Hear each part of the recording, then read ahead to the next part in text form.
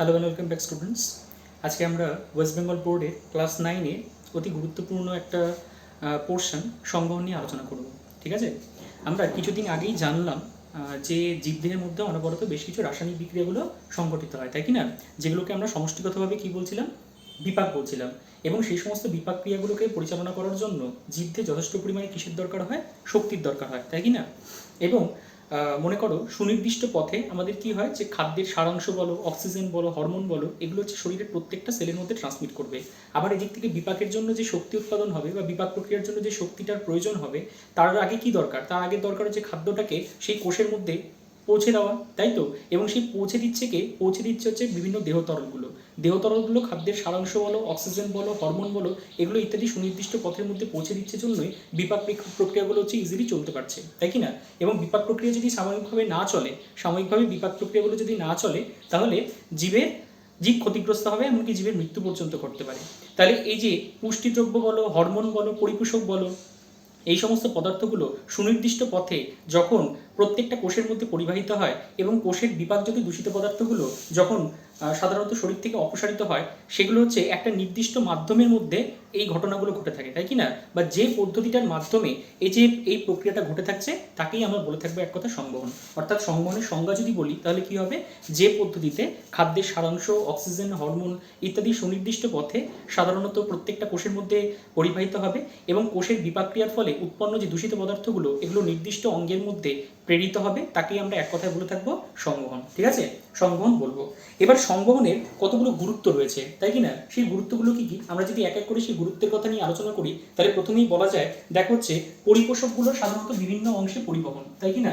পরিপোষকগুলোর বিভিন্ন বিভিন্ন জায়গার মধ্যে বা বলা যেতে পারে এক কথায় সেলের মধ্যে পরিবহন। অ্যাকচুয়ালি কি হচ্ছে দেখো, অন্ত্রে যখন হচ্ছে শোষণ ঘটছে, সেই শোষণের ফলে আলটিমেটলি যে শোষণ বস্তুগুলো থাকছে বা ধরো যে গ্লুকোজগুলো থাকছে বা অ্যামাইনো অ্যাসিডসগুলো থাকছে, প্রোটিনসের অংশগুলো থাকছে, সেগুলোকে আলটিমেটলি কি করতে হবে না প্রত্যেকটা সেলের মধ্যে ট্রান্সমিট করতে হবে। তো এই যে পৌঁছে যাচ্ছে সেটা কোন পদ্ধতির মাধ্যমে পৌঁছে যাচ্ছে? মেনলি এই সংবহনের মাধ্যমে পৌঁছে যাচ্ছে। নেক্সট আমরা বলতে পারি ধরো শ্বাসবায়ু হচ্ছে ব্যাপন প্রক্রিয়া, প্রত্যেকটা সেলের মধ্যে যে অক্সিজেনের ডিফিউশনটা হচ্ছে বা প্রত্যেকটা সেলের মধ্যে যে সাধারণত হচ্ছে অক্সিজেন পৌঁছে যাচ্ছে বা বিপাকজাত প্রক্রিয়া উৎপন্ন যে কার্বন ডাই অক্সাইডটা সেটা সেল থেকে অন্যত্র মানে অপসারিত হচ্ছে, সেগুলো সবটাই সংবহনের জন্যই ঘটে থাকছে। আবার আমরা বলে থাকি ধর হচ্ছে সাধারণত বিপাকীয় যেগুলো বর্জ্য, সেলের থেকে যে সমস্ত বিপাকীয় বর্জ্যগুলো উৎপন্ন হচ্ছে, সেই বিপাকীয় বর্জ্য পদার্থগুলো শরীর থেকে যে অন্যত্র অপসারিত হচ্ছে বা অন্যত্র অঙ্গের মধ্যে চলে যাচ্ছে, সেই অঙ্গের পৌঁছে দেওয়ার জন্য যে মিডিয়াম হিসেবে কাজ করছে বা যে পদ্ধতিটা মিডিয়াম হিসেবে কাজ করছে, সেটাকেই আমরা এক কথায় বলে থাকছি কি না সংবহন। ঠিক আছে, এছাড়া খনিজ দ্রব্যের সাধারণত পরিবহনের ক্ষেত্রেও এই শ্বসনের ভূমিকাটা অনস্বীকার্য।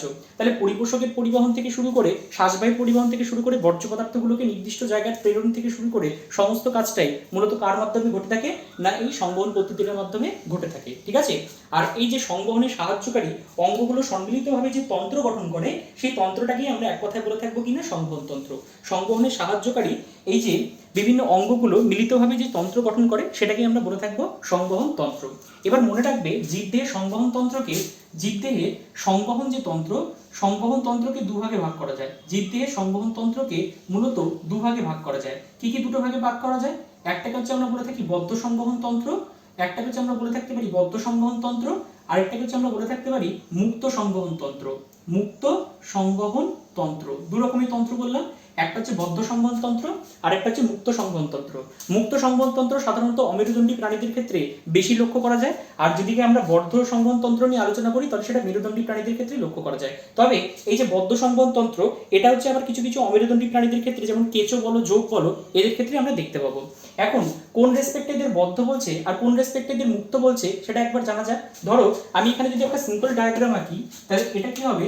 এটা হচ্ছে মনে করো একটা হৃৎপিণ্ড, এটা হচ্ছে মনে করো একটা হৃৎপিণ্ড, এবং হৃৎপিণ্ড থেকে এদিক থেকে একটা পাইপ বাড়াচ্ছে, আবার এদিক থেকে একটা নল বাড়াচ্ছে, আর এরা এখানে গিয়ে মনে করো মিলিত হচ্ছে। তাহলে একটার মধ্যে দিয়ে কি হচ্ছে, রক্তটা হয়তো হচ্ছে এখানে আসছে, আর আরেকটা পাইপের মধ্যে দিয়ে কি হচ্ছে, রক্তটা হয়তো হৃৎপিণ্ডের মধ্যে ফিরে যাচ্ছে।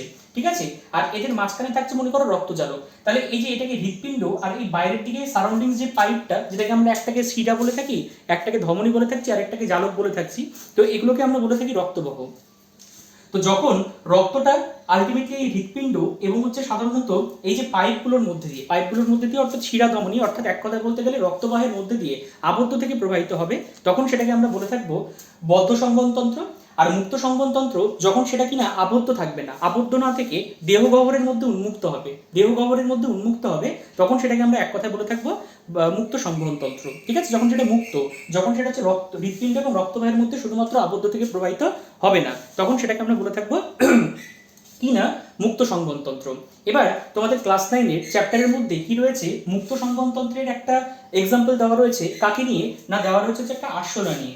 আরশোলা হচ্ছে আমরা কি জানি, পতঙ্গ শ্রেণীর অন্তর্গত একটা প্রাণী, তাই তো। এবার তার মধ্যে কিভাবে ব্লাডের সার্কুলেশনটা হয় সেই জিনিসটাকে নিয়ে একবার বলা হয়েছে। ঠিক আছে, তাহলে মানে পতঙ্গ শ্রেণীর যেগুলো প্রাণী তাদের যেটা রক্ত মানে রক্ততন্ত্রহীন বা রঞ্জক পদার্থ বিহীন যে রক্তটা, সেটাকে হচ্ছে আমরা এক কথায় বলে থাকি কি না, বলে থাকি হচ্ছে তোমার হিমোলিম্ফ বলে থাকি, তাই কি না, হিমোলিম্ফ বলে থাকি।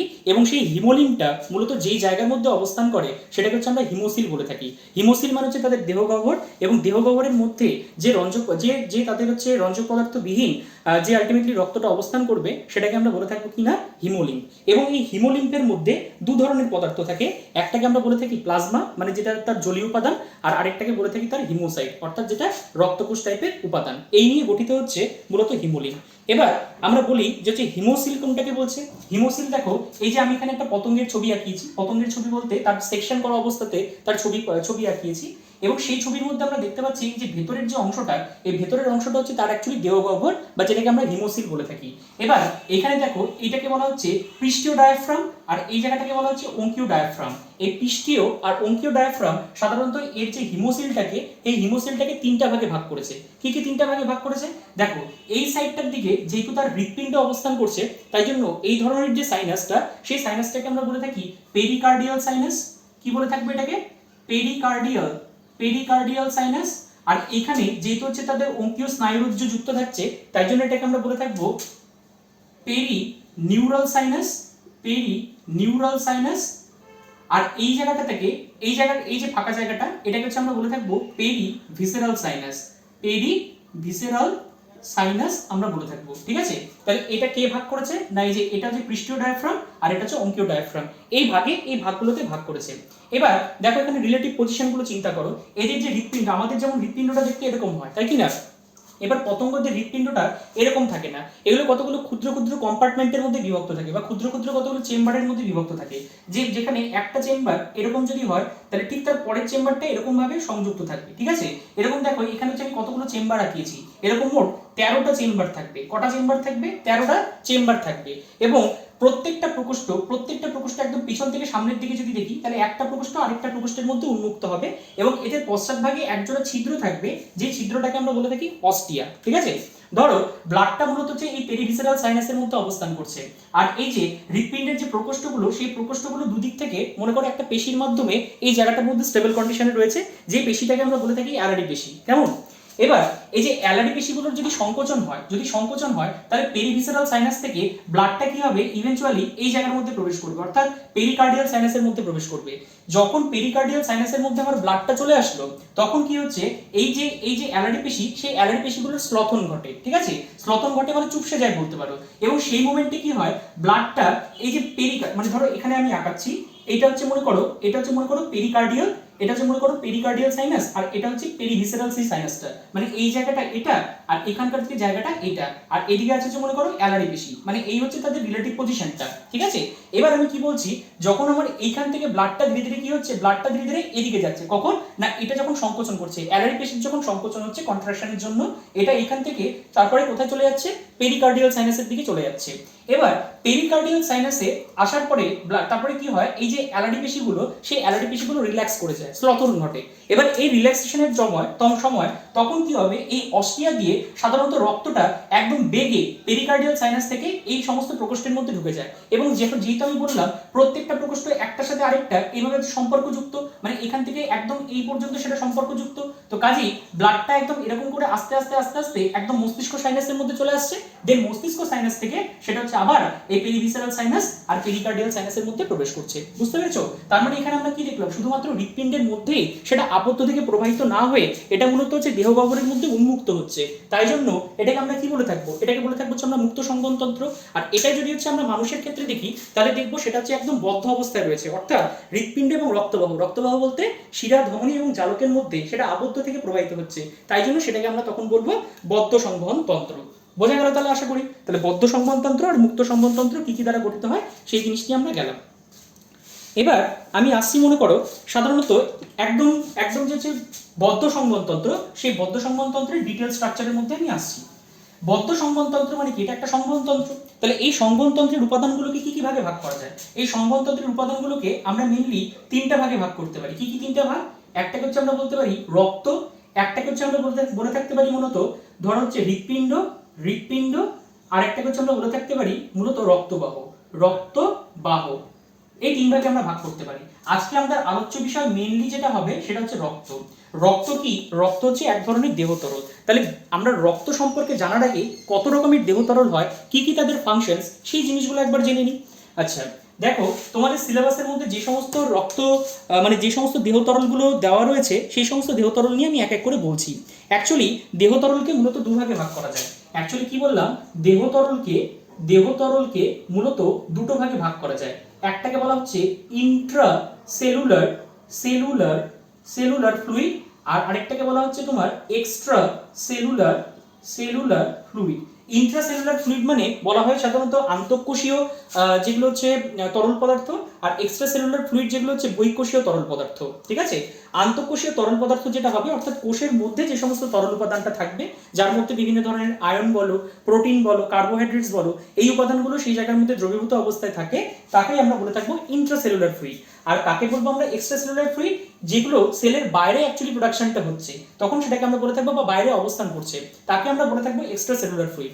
এবং সেই এক্সট্রা সেলুলার ফ্লুইডের মধ্যে কি কি হতে পারে না, তোমার হতে পারে রক্ত, লসিকা, ঘাম, সিএসএফ, তারপর হচ্ছে এদিক থেকে তোমার সাইনোভিয়াল তরল, বা হতে পারে হচ্ছে তোমার আন্তঃকোষীয় তরল, বা হতে পারে হচ্ছে মানে আন্তঃকলারসীয় তরল বা কলারস বলা যেতে পারে। এই জিনিসগুলো মূলত এক্সট্রা সেলুলার ফ্লুইডের মধ্যে অবস্থান করছে। আচ্ছা এবার আমি এক এক করে আসছি সেই সমস্ত ফ্লুইডগুলোর কাজ কি এবং কোথায় তারা অবস্থান করছে। ফার্স্টে রক্ত নিয়ে আমি একটু পরেই টোটাল ডিটেলসে আলোচনা করব, কাজেই আমি রক্ত নিয়ে এখন বলছি না, শুধুমাত্র এইটুকু মনে রাখো, রক্ত সাধারণত হৃৎপিণ্ড, মানে যদি আমরা সেটা বদ্ধ সংবহন তন্ত্র নিয়ে আলোচনা করি তাহলে সেটা মেইনলি হৃৎপিণ্ড এবং রক্তবাহের মধ্যে আবদ্ধ থেকে প্রবাহিত হচ্ছে। কেমন? আচ্ছা এবার যদি আমরা বলি ধরো লসিকা, রক্তর পরে যেটা যায় সেটা হচ্ছে লসিকা। লসিকা হচ্ছে রক্তর মতোই, রক্ত যদি হচ্ছে লাল হয় তাহলে লসিকা হচ্ছে হরিদ্রাব বর্ণের একটা হচ্ছে তরল যোগ কলা বা তরল পদার্থ, যেই তরল পদার্থটা দেহ তরল বলবো, যেই দেহ তরলটা মূলত লসিকা বাহ, তারপরে এদিক থেকে লসিকা জালক, ইভেন হচ্ছে থোরাসিক ডাক, এই সমস্ত জায়গাগুলোর মধ্যে অবস্থান করে। এবং এরা কি কাজ করে? এদের কাজ রক্তের মতোই। কি রক্তের মতো কাজ করছে না, এরা হচ্ছে বিভিন্ন কলাকোষীয় মানে বিভিন্ন কলাকোষের যে সাধারণত পুষ্টিদ্রব্য পদার্থের পরিবহন ঘটাচ্ছে। আর আমরা বলতে পারি এখানে সাধারণত এক ধরনের রক্তকণিকা থাকে, শ্বেত রক্তকণিকা থাকে, আমরা লিম্ফোসাইট বলে থাকি। সেই শ্বেত রক্তকণিকা থাকার জন্য এটা আলটিমেটলি কি করতে পারে না, ধরো তোমার রোগ জীবাণুকে ধ্বংস করার ক্ষেত্রে সাহায্য করতে পারে। তাহলে এটা গেল হচ্ছে লসিকার কাজ। এবার লসিকার পরে আমরা যদি নেক্সট চলে আসি মনে করো ঘর্ম বা হচ্ছে যেটাকে আমরা ঘাম বলে থাকছি, তাহলে ঘাম মূলত আমাদের ঘর্মগ্রন্থি অর্থাৎ সোয়েট গ্ল্যান্ড থেকে প্রোডাকশন হচ্ছে। এবং ঘামের মধ্যে আমরা কি পাই না, সেখানে হচ্ছে যথেষ্ট জল পাবো, জলীয় উপাদানগুলো পাবো, তার মধ্যে হচ্ছে NaCl পাবো, এই উপাদানগুলোই মেনলি পাবো। ঠিক আছে? এগুলো উপাদান যখন হচ্ছে NaCl বেরিয়ে যাচ্ছে বা এক্সেস পরিমাণ জলটা বেরিয়ে যাচ্ছে, তার ফলে দেহ স্বাভাবিকভাবে জার্ম ফ্রি থাকছে, তাই কি না? এক কথায় বলতে গেলে জার্ম ফ্রি থাকছে। আর ঘামটা যখন শরীর থেকে আলটিমেটলি বাষ্পীভূত হয়ে বেরিয়ে যাবে, তখন তার জন্য যে প্রয়োজনীয় লিনতাপ শোষণটা, সেই লিনতাপ শোষণটা তো দেহ থেকেই করবে, কাজেই দেহকে স্বাভাবিকভাবে ঠান্ডা রাখতে সাহায্য করছে। কেমন? তাহলে এটা গেল হচ্ছে কার কাজ না, ঘাম। যদি লসিকার পরে আমি কি বললাম, ঘাম নিয়ে বললাম, যেটা ঘর্মগ্রন্থি থেকে প্রোডাকশন হচ্ছে। নেক্সট আমি যদি বলি ধরো হচ্ছে মূত্র তো যেহেতু আমরা রেশনটা নিয়ে মোটামুটি আলোচনা কমপ্লিট করে ফেলেছি, এবং রেশনের মধ্যে আমরা এই জিনিসটা রেখেছি যে মূত্রাশয়ের মধ্যে সাময়িকভাবে মূত্র জমা থাকছে, আর এদিক থেকে ওই যে বৃক্কের মধ্যে যে নেফ্রন, সেই নেফ্রন সেটাকে প্রোডাকশন করছে, তাই না? এবং গোবিনী হয়ে সেটা হচ্ছে ক্রমশ মূত্রাশয়ের মধ্যে চলে যাচ্ছে। তাহলে ওই জায়গাগুলোর মধ্যেই আমরা মূত্রের অবস্থানটা মূলত দেখতে পাবো, তাই কি না? এবং মূত্রের মধ্যে আমরা কি জানি, মূত্রের মধ্যে হচ্ছে জল থাকে, এছাড়া অন্যান্য বিভিন্ন বিপাকজাত দূষিত পদার্থগুলো থাকে। এবং স্বাভাবিকভাবে মূত্র যখন আমরা নির্গত করি তখন দেহের থেকে অতিরিক্ত যে সমস্ত বিপাকীয় বর্জ্য পদার্থ, সেই বিপাকীয় বর্জ্য পদার্থগুলো অপসারিত হয়ে যায় এবং দেহ স্বাভাবিকভাবে সুস্থ, স্বাভাবিক, সতেজ থাকে, তাই কি না? সেটা গেল হচ্ছে আমাদের মূত্র। এবার আমি নেক্সট আসছি মনে করো সিএসএ। সিএসএফ কথার অর্থ হচ্ছে সেরিব্রোস্পাইনাল ফ্লুইড। এটা হচ্ছে আমাদের মস্তিষ্কের গহ্বর আর সুষুম্নাকাণ্ডের গহ্বরের মধ্যে এই সিএসএফটা অবস্থান করছে, এবং সিএসএফটা যে জায়গা থেকে উৎপন্ন হয় সেটাকে আমরা বলে থাকি কোরোয়েড প্লেক্সাস। কোরোয়েড প্লেক্সাস থেকে, এটা হচ্ছে মস্তিষ্কের অন্তর্গত একটা পোর্শন, সেই জায়গা থেকেই আলটিমেটলি সিএসএফটা উৎপন্ন হচ্ছে। এই সিএসএফ বিভিন্ন মস্তিষ্কের বিভিন্ন সেলগুলোকে পুষ্টিদ্রব্য পরিবহনে সাহায্য করে, আর সাধারণত বিপাকীয় বর্জ্য পদার্থগুলোকে মস্তিষ্ক থেকে অন্যত্র অপসারণের ক্ষেত্রে সিএসএফ এর ভূমিকা অনস্বীকার্য। এছাড়া ঘর্ষণজনিত আঘাত থেকেও রক্ষা করে থাকে। নেক্সট আমি যদি বলি সাইনোভিয়াল তরল। সাইনোভিয়াল তরল, সাইনোভিয়াল তরলটা কি? সাইনোভিয়াল তরল মূলত অস্থিসন্ধির মধ্যে, অস্থিসন্ধি মানে দুটো অস্থির সংযোগস্থলে যে অস্থিসন্ধি থাকবে সেই জায়গার মধ্যে সাইনোভিয়াল গহ্বর থাকবে, এবং সেই সাইনোভিয়াল গহ্বরের মধ্যে অবস্থান করে। সে ধর হচ্ছে, এটা মনে করো যদি হচ্ছে আমাদের একটা অস্থি হচ্ছে, এটা মনে করো যদি আমাদের একটা অস্থি হয়, আর এটা মনে করো যদি আরেকটা অস্থি হয়, তাহলে এই দুটো অস্থির মাঝখানকার যে গহ্বরটা, সেই গহ্বরটাকে আমরা বলে থাকবো সাইনোভিয়াল গহ্বর। এবং এই সাইনোভিয়াল গহ্বরের মধ্যে মূলত কি থাকবে না, সাইনোভিয়াল তরলটা থাকবে। এবং এটা সাধারণত সম্মিলিত যে মানে বা পাশাপাশি অবস্থিত যে অস্থিগুলো, সেই অস্থিগুলোর মুভমেন্টের জন্য খুব দায়ী হবে, আর এদিক থেকে অস্থিকে ঘর্ষণজনিত আঘাত থেকেও অনেকাংশেই রক্ষা করে, তাই না? তাহলে এগুলো গেল হচ্ছে সাইনোভিয়াল তরল। সাইনোভিয়াল তরলের পরে নেক্সট যদি আমরা বলি, তাহলে মনে করো কলাকোষীয় তরল। দুটো মানে কলার মধ্যবর্তী স্থানে যে সাধারণত তরল পদার্থের উপস্থিতি আমরা দেখতে পাই, সেটাকে আমরা কলাকোষীয় তরল বলবো। এবং কলাকোষীয় তরল সাধারণত কলাকোষকে সজীব রাখে এবং কলাকোষকে পুষ্টি পদার্থ সরবরাহ করার জন্য যথেষ্ট গুরুত্বপূর্ণ ভূমিকা পালন করে। আর এর দিকে আরেকটা বলতে পারি আমরা কোষান্তর তরল। দুটি কোষের অন্তর্বর্তী স্থানে যে তরল পদার্থ অবস্থান করে সেটাকে হচ্ছে আমরা কোষান্তর তরল বলে থাকি। এবং সেই কোষান্তর তরল কি করে, সাধারণত কোষের মধ্যে বিভিন্ন পুষ্টিজাত পদার্থের ট্রান্সমিশনে বা হচ্ছে সাধারণত সংবহনের ক্ষেত্রে সাহায্য করবে। ঠিক আছে, তাহলে এগুলো। এছাড়া আরেকটা আমরা বলতে পারি ইন্ট্রা অকুলার ফ্লুইড বলতে পারি। ইন্ট্রা অকুলার, এটা সম্ভবত তোমরা বইতে পাবে না। কি বললাম? Intraocular fluid. Intraocular ফ্লুইডের কাজটা কি? ইন্ট্রা অকুলার ফ্লুইড বলতে সেটা হচ্ছে চোখের মধ্যে থাকে, এবং চোখের মধ্যে যে ইন্ট্রা অকুলার ফ্লুইড থাকে সেটা হচ্ছে মূলত দু ধরনের হতে পারে। একটাকে আমরা বলে থাকি হচ্ছে অ্যাকুয়াস হিউমার আমরা বলতে পারি, হিউমার। আর একটাকে হচ্ছে আমরা বলতে পারি ভিট্রিয়াস হিউমার।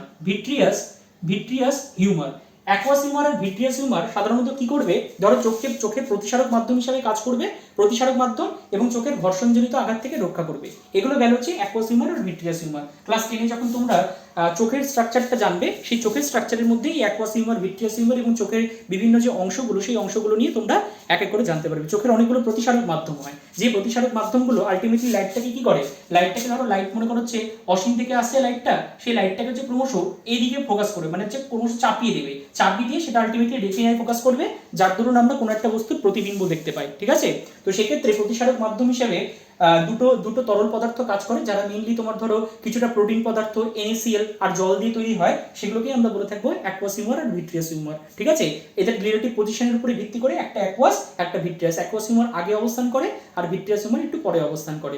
এই হলো বিষয়, কেমন? তাহলে এগুলো গেল কতগুলো দেহ তরল। তো এই যে দেহ তরল, এই দেহ তরল থেকে তোমাদেরকে শুধুমাত্র কাজগুলো পড়লেই হবে, আর এদিক থেকে তারা কোথায় কোথায় অবস্থান করে একটু জাস্ট দেখে নেবে। শর্ট কোশ্চেনের জন্য এটা খুব ইম্পর্টেন্ট। দেহ তরলের কাজটা খুবই ইম্পর্টেন্ট শর্ট কোশ্চেনের পয়েন্ট অফ ভিউ থেকে। ঠিক আছে, তো এবার আমরা যেটা ডিটেলসে আলোচনা করব সেটা হচ্ছে ব্লাড রিলেটেড ইস্যুস। ব্লাড নিয়ে আমরা মোটামুটি ডিটেলসে আলোচনা করব, এবং সেটাই আমাদের সিলেবাসের মধ্যে মূলত দেওয়া রয়েছে। ঠিক আছে, তাহলে আমি এগুলো মুছে দিচ্ছি।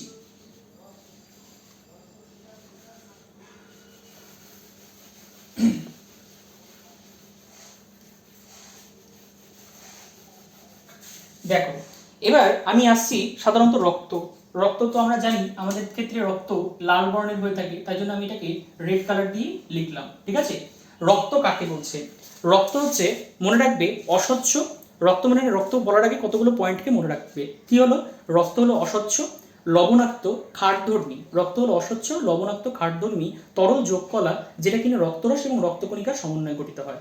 অস্বচ্ছ, লবণাক্ত, ক্ষারধর্মী তরল যোগ কলা, যেটা কিনা রক্তরস এবং রক্তকণিকার সমন্বয়ে গঠিত হয়। কিরকম ভাবে আমরা যদি এটাকে দেখার চেষ্টা করি বা জানার চেষ্টা করি প্রত্যেকটা বৈশিষ্ট্যকে, তাহলে দেখো, একটা জায়গার মধ্যে, একটা স্লাইডের মধ্যে, একটা গ্লাস স্লাইডের মধ্যে যদি হচ্ছে আমরা রক্তের একটা ড্রপ ফেলি, সেই ড্রপটার মধ্যে আমরা কি দেখতে পারবো? ন্যাচারালি দেখতে পাবো সেখানে ওই যে গ্লাস স্লাইডটা মানে কাঁচের জিনিসটা, ওই কাঁচের জিনিসটার ভেতরটা কি দেখতে পাবো? দেখতে পাবো না। দ্যাট মিনস ওটা কি হবে? ওটা হচ্ছে তোমার অস্বচ্ছ হয়ে গেল। এবার লবণাক্ত, ওটার মধ্যে যেহেতু বিভিন্ন লবণের আধিক্য থাকে রক্তের মধ্যে, তাই জন্য সেটা কিছুটা লবণাক্ত এবং খাদ্যধর্মী বা কষাটেও বটে, কারণ এটার যে পিএইচ ভ্যালুটা, সেই পিএইচ ভ্যালুটা মনে রাখবে প্রায় 7.4। আমরা 7 মান যদি থাকে তখন সেটাকে হচ্ছে নিউট্রাল বলে থাকি, এবং 7.4 যদি হয় তাহলে 7 থেকে কিছুটা বেড়ে গেল, তাই জন্য সেটাকে আমরা কি বলে থাকবো, তার খাদ্যধর্মী, তাই কি না, খাদ্যধর্মী। আর তরল, এটা কেন, কারণ রক্ত তরল, কারণ দেখতেই পাচ্ছ যে একটা জায়গায় যদি রক্ত পড়ে তাহলে সেই রক্তটা ক্রমশ গোড়াতে থাকে, তাহলে যেটা হচ্ছে তরল পদার্থের বৈশিষ্ট্য, তার জন্য রক্ত হয়ে গেল তরল। খাদ্যধর্মী তরল যোগ কলা বলা হয়ে থাকে। যোগ কলা কেন, কারণ রক্ত দেহের বিভিন্ন অঙ্গতন্ত্রের মধ্যে একটা সমন্বয় সাধন করে, ঠিক আছে, এই জন্য রক্তকে আমরা তরল যোগ কলা বলে থাকি। তাহলে রক্ত হচ্ছে অস্বচ্ছ লবণাক্ত খাদ্যধর্মী তরল যোগ কলা, যেটা কিনা দুটো উপাদানের সংমিশ্রণে তৈরি হবে। একটাকে আমরা বলে থাকবো রক্তরস, আর একটাকে বলে থাকবো আমরা রক্ত কণিকা। কেমন, তাহলে রক্তরস এবং রক্ত কণিকার সমন্বয়ে গঠিত হলো হচ্ছে রক্ত। এবার রক্তের সংক্রান্ত কতগুলো গুরুত্বপূর্ণ কথা চলে আসে। সেই গুরুত্বপূর্ণ কথার মধ্যে প্রথমটাই আসে যেটা, রক্তকে আমরা তরল যোগ কলা কেন বলি। মনে রাখবে, রক্ত সাধারণত আদি ভ্রূণ অবস্থায় মেসোডার্ম থেকে উৎপন্ন হয়। ভ্রূণ অবস্থায় সেটা কোথা থেকে উৎপন্ন হয়, মেসোডার্ম। তোমরা নিশ্চয়ই জানো আমাদের বডির 3টা লেয়ার থাকে, একটা একটোডার্ম, একটা এন্ডোডার্ম, আর একটা হচ্ছে মেসোডার্ম। সেই একটোডার্ম থেকে হচ্ছে বিভিন্ন তন্ত্র উৎপন্ন হয়, এন্ডোডার্ম থেকেও বিভিন্ন তন্ত্র উৎপন্ন হয়, এবং মেসোডার্ম থেকেও বিভিন্ন তন্ত্র কিন্তু উৎপন্ন হয়ে থাকে। ঠিক তেমনি এই যে মেসোডার্মটা হচ্ছে বডির যেটা মিডিল লেয়ার, সেটাকে আমরা মেসোডার্ম বলে থাকি, এবং সেই মেসোডার্ম থেকেই মূলত রক্ত উৎপন্ন হয়। তারপরে মনে রাখবে, এটা তরল এই জন্যই রক্তে কোষীয় উপাদানের তুলনায় ধাত্রের পরিমাণটা, অর্থাৎ তার জলীয় উপাদানের কন্টেন্টটা যথেষ্ট বেশি থাকে, ঠিক আছে। তাই জন্য হচ্ছে রক্ত কি হলো না, তরল পদার্থ। রক্ত কি করছে, দেহের বিভিন্ন অঙ্গতন্ত্রের মধ্যে একটা সমন্বয় সাধন করে বা যোগসূত্র স্থাপন করে। আর রক্তের মধ্যে না কোনো রকমের ভিত্তি পদার্থ, অর্থাৎ বেসমেন্ট মেমব্রেন, সেই বেসমেন্ট মেমব্রেনটা থাকে না। বেসমেন্ট মেমব্রেন কি দ্বারা তৈরি হয়, কোলাজেন প্রোটিন আর এদিক থেকে ধাত্রের সমন্বয়ে গঠিত হয়। তাহলে এরকম কোনো ভিত্তি পর্দা রক্তের মধ্যে থাকে না, এই জন্য আমরা রক্তকে তরল যোগ কলা বলে থাকি। এবং যেটা খুব গুরুত্বপূর্ণ প্রশ্ন, রক্তকে কেন যোগ কলা বলা হয়ে থাকে, ঠিক আছে। মনে রাখবে, এই যে রক্ত যদি হচ্ছে 70 কেজি ওজনের কোনো একটা ব্যক্তি হয়, তাহলে তার ক্ষেত্রে রক্তের পরিমাণ প্রায় দাঁড়ায় 5.5 লিটারের সামথিং। আর মোটামুটি হচ্ছে 4.5 থেকে 5 লিটার রক্ত বডির মধ্যে হচ্ছে অ্যাভারেজে থাকে, ঠিক আছে। আচ্ছা, দেখবে রক্ত তো আমাদের শরীরে বিভিন্ন গুরুত্বপূর্ণ ভূমিকা পালন করে। সেই ভূমিকাগুলো আমরা এক এক করে তাদের উপাদানগুলো নিয়ে যখন আলোচনা করব, রক্তের উপাদানগুলো নিয়ে যখন আলোচনা করব, তখন দেখবে এই কথাটা তোমরা নিশ্চয়ই সবাই শুনেছো যে প্রায়শই যে অ্যাক্সিডেন্টের দরুন অধিক রক্তপাতের ফলে সাধারণত রোগীটার মৃত্যু হচ্ছে। কেন, কারণ দেখো ওই রক্তের মধ্যে দিয়েই কিন্তু আলটিমেটলি শ্বাসবায়ুর পরিবহন ঘটে, এই রক্তের মধ্যে দিয়েই কিন্তু পুষ্টি পদার্থের পরিবহন ঘটে, আবার বিপাকজাত পদার্থগুলো একটা জায়গা থেকে অন্য জায়গায় স্থানান্তরিত হয়। এবার স্বাভাবিকভাবে যদি অনেকটা পরিমাণে রক্ত চলে যায়, তাহলে এই সমস্ত বিপাক্রিয়াগুলো বা এই সমস্ত বিপাকীয় কাজ বা এই সমস্ত শারীরবৃত্তীয় কাজগুলো যথেষ্টভাবে বাধাপ্রাপ্ত হবে, এবং সেই বাধাপ্রাপ্ত হওয়ার দরুন সেই ব্যক্তিটার কি হবে না, মৃত্যু হবে, তাই কি না। তো এরকম আরো কতগুলো ইন্টারেস্টিং কথা আমরা এক এক করে রক্ত সম্পর্কে জানার চেষ্টা করছি, ঠিক আছে। আচ্ছা দেখো, রক্তের যে সমস্ত উপাদান, রক্তের উপাদানগুলোকে আমরা মূলত দুভাগে ভাগ করতে পারি, ঠিক আছে। রক্তের উপাদানগুলোকে আমরা মূলত দুভাগে ভাগ করতে পারি। কি কি দুটো ভাগ, একটাকে আমরা বলে থাকছি হচ্ছে রক্তরস, আর একটাকে বলে থাকছি হচ্ছে আমরা রক্তকণিকা। রক্তের মধ্যে রক্তের জলীয় অংশের পরিমাণটা বেশি থাকে, অলমোস্ট 55%, আর এদিক থেকে রক্তকণিকার পরিমাণটা থাকে কত না, 45%। কেমন, এবার আমরা এই রক্তরস বা যেটাকে আমরা প্লাজমা বলে থাকছি, সেই প্লাজমা নিয়ে এক এক করে আলোচনা করি। দেখো, রক্তরস বা প্লাজমার মধ্যে যে সমস্ত কন্টেন্টগুলো থাকে, সেগুলোকে আমরা বেসিক্যালি দুটো ভাগে ভাগ করতে পারি। কি কি দুটো ভাগ, একটাকে আমরা বলছি জল, আরেকটাকে বলছি আমরা কঠিন পদার্থ। এখানে নিশ্চয়ই দেখতে পাচ্ছ যে জলের কন্টেন্টটাই বেশি থাকে, অলমোস্ট 92% আর কঠিন পদার্থের কন্টেন্টটা একটু হলেও কম থাকছে, কত না, সেটা 8 to 10%। এবার সেই যে কঠিন পদার্থ, এটাকে আমরা আবার দুটো ভাগে ভাগ করছি, একটা অজৈব পদার্থ আর একটা হচ্ছে জৈব পদার্থ। অজৈব পদার্থের মধ্যে আমরা বিভিন্ন আয়নসের অবস্থানগুলো দেখতে পাই বা বিভিন্ন আয়নগুলো দেখতে পাই। সেই সমস্ত আয়নের মধ্যে সোডিয়াম আছে, পটাশিয়াম রয়েছে, কিউপ্রাম রয়েছে, লোহা রয়েছে, ম্যাঙ্গানিজ রয়েছে, ক্লোরিন রয়েছে, বাইকার্বনেট আয়ন রয়েছে। এই সমস্ত আয়ন হচ্ছে আমরা অধিক পরিমাণে দেখতে পাই। আর এদিক থেকে যেগুলো জৈব পদার্থ, সেই জৈব পদার্থগুলোকে আমরা আবার তিনটা ভাগে ভাগ করে থাকি, তাই কি না। কি কি তিনটা ভাগ, দেখো, একটাকে বলছি আমরা প্রোটিন, একটাকে বলছি হচ্ছে আমরা নন প্রোটিন বাট সেটা হচ্ছে নাইট্রোজেন কন্টেনিং পদার্থ, আর আরেকটাকে বলছি হচ্ছে আমরা অন্যান্য বিভিন্ন বস্তু, ঠিক আছে। দেখো, প্রোটিনের মধ্যে অনেক ধরনের প্রোটিন মূলত এই রক্তরসের মধ্যে অবস্থান করে। সেগুলো কি কি, সিরাম অ্যালবুমিন হতে পারে, সিরাম গ্লোবিউলিন হতে পারে, এছাড়া প্রথমবিন হতে পারে, ফাইব্রিনোজেন হতে পারে, আরো অনেকগুলো প্রোটিন সাধারণত আমরা রক্তরসের মধ্যে পাবো। আর এদিক থেকে তোমার হচ্ছে যেটা non protein part but nitrogen containing part, তার মধ্যে আমরা কি কি পাবো, অ্যামিনো অ্যাসিডস পাবো। তার ক্ষেত্রে হচ্ছে আমরা ইউরিয়া পাবো, ইউরিক অ্যাসিড পাবো, ক্রিয়েটিনিন পাবো, হিপিউরিক অ্যাসিড পাবো। এই জিনিসগুলো আমরা নন প্রোটিন পার্টের মধ্যে পেয়ে থাকি। আর এদিক থেকে আদার্স অন্যান্য বস্তু যেগুলো থাকবে সেই অন্যান্য উপাদানের মধ্যে কার্বোহাইড্রেটস আছে, ফ্যাটস রয়েছে, ভিটামিনস রয়েছে, হরমোনস তা পাওয়া যায়, অ্যান্টিবডি পাওয়া যায়, এছাড়া কিছু কিছু এনজাইমস এবং পিগমেন্টস অর্থাৎ রঞ্জক পদার্থ এই উপাদানগুলোর গাঢ়ত্ব আমরা অধিক পরিমাণে দেখতে পাই। ঠিক আছে, তাহলে এই নিয়ে গেল ওভারঅল হচ্ছে জৈব পদার্থের কন্টেন্টগুলো বা জৈব পদার্থ হিসেবে কি কি থাকে। তাহলে এটা গেল হচ্ছে তোমার ওভারঅল রক্ত রসের মধ্যে আমরা কি কি দেখতে পাচ্ছি। রক্তরস কোনটা? রক্তের মধ্যে থেকে রক্তের কোষীয় উপাদানগুলোকে যদি এলিমিনেট করা যায় বা বাদ দেওয়া যায় তাহলে যে তরল পদার্থটা পাই আমরা সেটাকে আমরা বলে থাকবো ব্লাড প্লাজমা। ঠিক আছে, সেটাকে আমরা বলে থাকবো ব্লাড প্লাজমা। রক্তের হচ্ছে অ্যাকচুয়ালি সেডিমেন্টেশন যদি আমরা করা যায় বা রক্তের হিমোক্রিট ভ্যালু যদি করা যায় তাহলে আমরা সেক্ষেত্রে কি পাবো, যে সাধারণত রক্তরসের কন্টেন্টটা সেখানে বেশি পাবো আর এদিক থেকে হচ্ছে রক্তকণিকার কন্টেন্টটা সেক্ষেত্রে কম পাবো। ঠিক আছে, হিমোক্রিট ভ্যালু মানে মনে করো রক্তের যে উপাদানগুলোকে সেই উপাদানগুলোকে একটা ছোট্ট উইন্ট্রপ নল, মানে উইন্ট্রপ নল বলতে এরকম মনে করো একটা ছোট্ট নল, এই ছোট্ট নলের মধ্যে আমরা যদি সাধারণত এর মধ্যে কিছুটা তোমার রক্ততঞ্চক পদার্থ যদি লাগিয়ে দিই বা রক্ততঞ্চক পদার্থ যদি যোগ করি এবং সেটাকে কোনো একটা সেন্ট্রিফিউজ যন্ত্রের মধ্যে রেখে যদি সেখানে আমরা কেন্দ্রাতিক বল বা সেন্ট্রিফিউজ ফোর্স যদি সেটার মধ্যে প্রয়োগ করি তাহলে দেখা যাবে রক্তের যেটা হচ্ছে জলীয় উপাদান আর কোষীয় উপাদান এরা পরস্পর থেকে পৃথক হয়ে যাবে এবং সেই কোষীয় উপাদান এবং যদি হচ্ছে আমরা এই উপাদানটাকে মানে হচ্ছে রক্তরসের উপাদানটাকে যদি আমরা আলাদা করি তাহলে দেখবো সেটা হচ্ছে অলমোস্ট 55% আর হচ্ছে 45% গ্রেডিয়েন্টে ওরা বিভক্ত হয়ে যাচ্ছে। মানে নিচের দিকে কঠিন পদার্থের অবশেষ মানে হচ্ছে সেলের অবশেষগুলো পড়ে থাকবে আর তার উপরে জলীয় অবশেষগুলো পড়ে থাকবে। তো সেই জলীয় অবশেষেরই কন্টেন্টটা হচ্ছে অলমোস্ট 55%, যেটাই রক্তরস বা প্লাজমা নামে পরিচিত, আর যেটা নিচের দিকে থাকবে সেটাই রক্তকণিকা যার কন্টেন্টটা থাকবে অলমোস্ট 45%-এর মতো। কেমন? তাহলে এই গেল হচ্ছে রক্তরস সম্পর্কে। এবার মনে করো এই যে রক্তরস, এই রক্তরসগুলো কি কি ভূমিকা পালন করছে। রক্তরস মূলত দেখতেই পাচ্ছ যে এই যে এতগুলো প্রোটিন, এই সমস্ত এতগুলো প্রোটিন যেহেতু তারা কন্টেন্ট করছে এই প্রোটিনেরই অনেক ধরনের ফাংশনস রয়েছে, তাই কি না? আবার এদিক থেকে ধরো রক্তরস হচ্ছে রক্তের বিভিন্ন পদার্থগুলোকে একটা জায়গা থেকে, রক্তের বিভিন্ন পদার্থ বলবো না, বিভিন্ন পরিপোষক পদার্থ বা হরমোন ধরো বা অন্যান্য উৎসেচকগুলো ধরো, এই সমস্ত পদার্থগুলোর পরিবহনে বা স্থানান্তরণের ক্ষেত্রে গুরুত্বপূর্ণ ভূমিকা পালন করছে। দেখো এই যে রক্ত সাধারণত কোষে যে সম্পর্ক স্থাপন করে বা সংযোগ রক্ষা করে সেটা তো হচ্ছে মেনলি রক্তরসের মাধ্যমে, তাই কি না? কেন রক্তরসের মাধ্যমে আমরা বলছি? রক্তরসটাই আলটিমেটলি হচ্ছে তোমার ধরো হরমোন বা হচ্ছে দিক থেকে ভিটামিনস বা মিনারেলস এদের যে স্থানান্তরণটা ঘটায়, যেটা লোহিত রক্তকণিকা, সেই লোহিত রক্তকণিকা জাস্ট হচ্ছে কি করবে না হচ্ছে শ্বাসবায়ুর আদান প্রদানটা ঘটাবে, আর আদারওয়াইজ তো ওর কিছু কাজ নেই। বাকি কাজটা মেনলি তাহলে রক্তরসই প্লে করে থাকছে, সেটাই হোক হরমোন, সেটাই হোক হচ্ছে তোমার প্রোটিন, সেটাই হোক ভিটামিনস বা অন্যান্য কোনো পরিপোষকই বলো বা বিভিন্ন খাদ্যদ্রব্যই বলো, সমস্তটাই স্থানান্তরণের ক্ষেত্রে এই রক্তরসের ভূমিকাটাই অনস্বীকার্য। ঠিক আছে, রক্তরসই মেন ভূমিকা পালন করছে। তাহলে এই গেল আমাদের মূলত হচ্ছে রক্তরস সম্পর্কে। এবার রক্তরসের পরে আমরা যে জিনিসটা নিয়ে আসবো সেটা হচ্ছে রক্তকণিকা। ঠিক আছে, রক্তকণিকা অর্থাৎ ব্লাড সেল সম্পর্কে। রক্তের যে রক্তকণিকা বা ব্লাড সেল, এটাকে হচ্ছে আমরা মূলত 3 ভাগে ভাগ করতে পারি। কয় ভাগে ভাগ করতে পারি? 3 ভাগে ভাগ করতে পারি। কি কি 3টা ভাগ? একটা ভাগকে বলে থাকবো হচ্ছে আমরা আরবিসি বা যেটাকে আমরা বলে থাকবো রেড ব্লাড সেল বলে থাকবো, বা এটাকে হচ্ছে আমরা আরেকটা নামে ডাকি, সেটা হচ্ছে লোহিত রক্তকণিকা, বাংলায় বলবে লোহিত রক্তকণিকা, বা এটাকে হচ্ছে আমরা বলে থাকবো এরিথ্রোসাইট আমরা বলে থাকবো। ঠিক আছে, এরিথ্রোসাইট, আরবিসি বা হচ্ছে তোমার হচ্ছে লোহিত রক্তকণিকা বা এরিথ্রোসাইট বলা যেতে পারে। আরেকটা যেটা আমাদের আসবে সেটা হচ্ছে ডাব্লিউবিসি বা যেটাকে আমরা বলে থাকি হোয়াইট ব্লাড সেল বা যেটাকে হচ্ছে আমরা শ্বেত রক্তকণিকা বা লিউকোসাইটও বলতে পারি। কি বলতে পারি? লিউকোসাইটও আমরা বলতে পারি। ঠিক আছে, আর আরেকটাকে আমরা বলে থাকবো হচ্ছে প্লেটলেটস আমরা বলে থাকতে পারি, তাই কি না?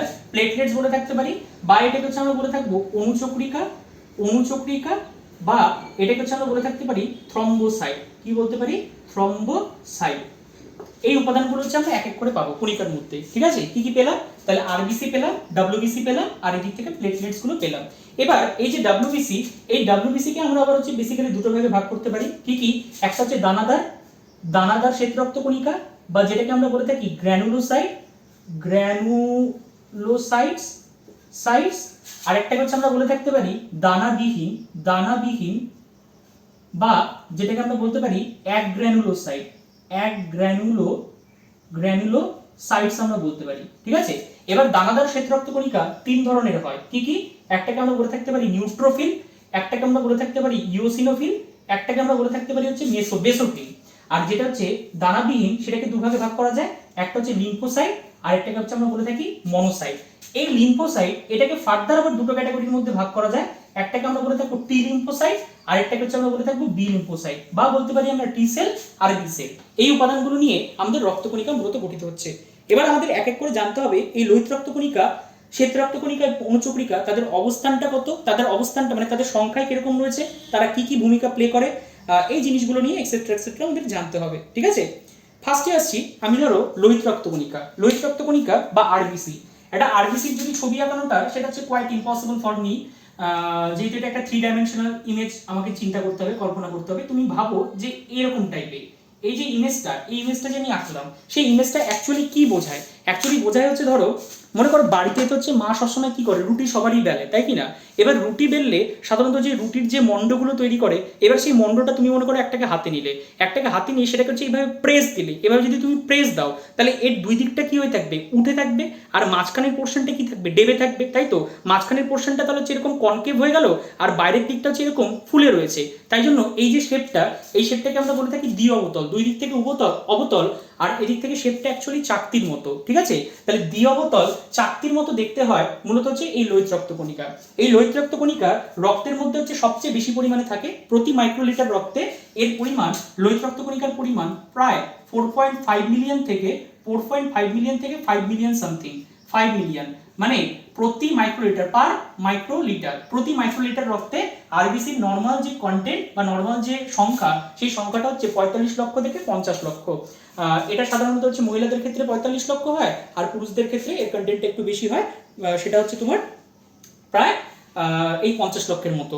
এবার এই যে লোহিত রক্তকণিকা, সেই লোহিত রক্তকণিকা হচ্ছে অ্যাকচুয়ালি কোথা থেকে উৎপন্ন হয়? এটা আমরা বলতে পারি ভ্রূণের, মানে যখন ভ্রূণ অবস্থায় থাকে তখন হচ্ছে আদি ভ্রূণের ভ্যাসকুলোসা অঞ্চল থাকে, সেই ভ্যাসকুলোসা অঞ্চল থেকে আরবিসিটা মূলত উৎপন্ন হয়।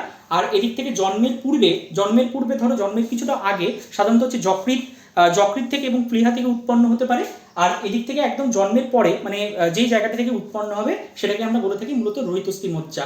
লোহিতস্থি মজ্জা কোনটা তোমরা নিশ্চয়ই সবাই বোনস, মানে যখন হচ্ছে আমরা আমরা আমরা যখন মাংসের হাড় চাবাই, তাই কি না? বিশেষ করে ধরো যখন হচ্ছে খাসির মাংসগুলো যখন খাও, খাসির মাংস খেলে যখন হচ্ছে একটা হচ্ছে হাড়ের মতো কিছু পোর্শন থাকলো, সেই হাড় থেকে তুমি টানছো, কিছু একটা মুখের দিকে টানছো, যেই পোর্শনটাকে তুমি মুখের দিকে টানছো সেটাই হচ্ছে তার বোন ম্যারো। ঠিক আছে, এবার সেই বোন ম্যারোর যে সেলগুলো, সেই সেল থেকে আলটিমেটলি কি তৈরি হয়, আরবিসিটা তৈরি হয়। এখন আমাদের ম্যাচিওর স্টেটে সবসময় হচ্ছে ওই লোহিতস্থি মজ্জা বা রেড বোন ম্যারো থেকেই আলটিমেটলি আরবিসিটা তৈরি হয়ে থাকে। ঠিক আছে, আচ্ছা, লোহিত রক্তকণিকা অলমোস্ট 120 দিনের মতো হচ্ছে বেঁচে থাকতে পারে। আর লোহিত রক্তকণিকার মেন কাজই, যেহেতু এটা হচ্ছে আরবিসি, যেহেতু এটা হচ্ছে হিমোগ্লোবিন কন্টেইন করে, হিমোগ্লোবিন যেহেতু শ্বাসরঞ্জক লোহিত রক্তকণিকার মধ্যেই অবস্থান করছে, তাই জন্য লোহিত রক্তকণিকা কোষে কোষে শ্বাসবায়ুর আদান প্রদানের ক্ষেত্রে এটা খুব গুরুত্বপূর্ণ ভূমিকা পালন করে থাকে। কে না, এই হচ্ছে তোমার লোহিত রক্তকণিকা। ঠিক আছে, মনে রাখবে লোহিত রক্তকণিকা এমন একটা সেল, যে সেলটার কোনো রকমের নিউক্লিয়াস থাকবে না। লোহিত রক্তকণিকার ক্ষেত্রে অন্যান্য কোনো ধরনের কোষীয় অঙ্গাণু থাকবে না, তাও কিন্তু এটা সেল। ঠিক আছে, এখন স্বাভাবিকভাবে কোয়েশ্চেন আসে যে এটা কেন হয়েছে। এই জন্যই মনে রাখবে, কারণ লোহিত রক্তকণিকার সারফেসে বেশি পরিমাণে ওকে হচ্ছে আরবিসি ক্যারি করতে, বেশি পরিমাণে হচ্ছে ওকে ধরো হচ্ছে হিমোগ্লোবিন ক্যারি করতে হবে। কেন হিমোগ্লোবিন ক্যারি করতে হবে? কারণ যত বেশি হিমোগ্লোবিন থাকবে সে তত বেশি হচ্ছে অক্সিজেনটাকে ট্রান্সপোর্ট করতে পারবে, এবং তার ফলেই তার স্বাভাবিকভাবে মানে কোষের মধ্যে, প্রত্যেকটা কোষের মধ্যে শ্বাসবায়ুর আদান প্রদান হওয়াটা সুবিধাজনক হয়ে দাঁড়াবে।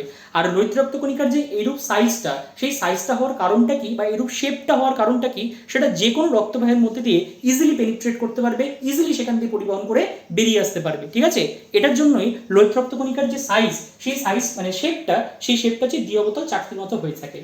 আচ্ছা, মনে রাখবে একটা ছোট্ট কথা বলি লোহিত রক্তকণিকা নিয়ে।